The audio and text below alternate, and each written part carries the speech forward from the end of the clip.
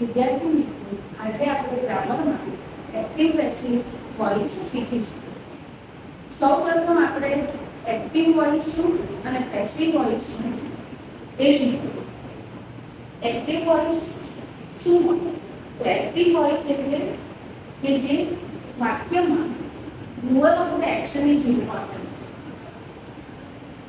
One of the object means subject.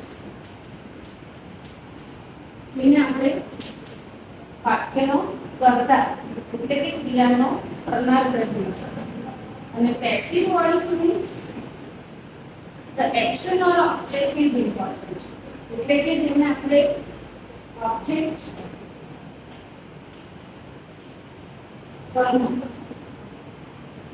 એટલે કે ક્રિયા કોણે કરી છે એ મહત્વનું નથી, પણ શું થયું છે, કઈ ક્રિયા થઈ છે, that is important. અને active વોઇસમાં the doer of the action is important, જેને આપણે કર્તા કહીએ છીએ. તો વિદ્યાર્થી મિત્રો, એના માટે સ્વાભાવિક છે કે દરેક ટેન્સની ટેન્ડન્સ એક્ટિવ વોઇસ અને પેસિવ વોઇસની અલગ. પ્રથમ આપણે ટેન્સ વાઇઝ એટલે કે માની લઈએ કે સિમ્પલ પ્રેઝન્ટ ટેન્સ છે. સિમ્પલ પ્રેઝન્ટ ટેન્સ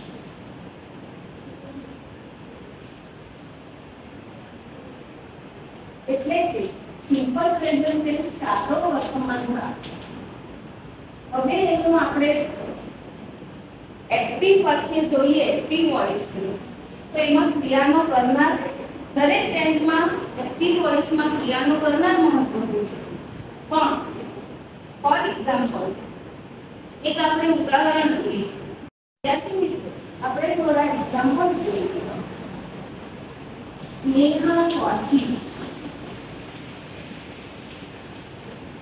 television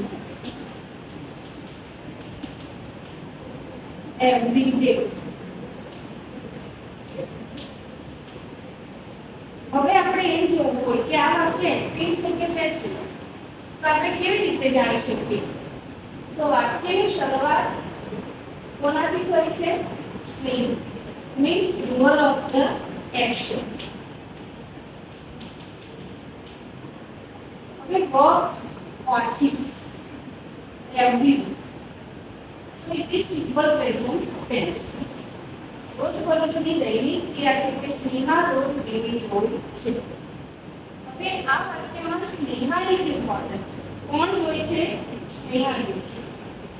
હવે એનું પેસિવ વોઇસ આપણે કરવું હોય તો શું કરીશું? સ્નેહા એક સિમ્પલ હિન્ટ છે કે આપણે શોધવું હોય ઓબ્જેક્ટ, તો સ્નેહા શું જોઈ છે? ટેલિવિઝન. Television is. હવે વોચ નો first participle it means with, that is watched. તો શું થશે? Television is watched by Sneha every day. હવે આમાં આપણે નેચરલી જોઈ શકીએ. ફર્સ્ટ સેન્ટેન્સમાં શું છે? Sneha watches television every day. So it is active voice and this is passive voice. તમે ડિફરન્સ જોઈ શકો. પેસિવ વોઇસમાં કોણ જોઈ છે that is not so much important, but television is watched by Sneha every day. The action is important. એટલે passive voice આપણે ક્યારે વાપરી શકીએ વિદ્યાર્થી મિત્રો? કે નોર્મલી જ્યારે આપણે કોઈ ક્રિયાને ફોકસ કરવી હોય, જ્યારે આપણે કોઈ એક્શનને ફોકસ કરવી હોય, ત્યારે પણ આપણે પેસિવ રચના વાપરી શકીએ. નોર્મલી રિપોર્ટ રાઇટિંગમાં આપણે જોઈ શકીએ કે પેસિવ રચના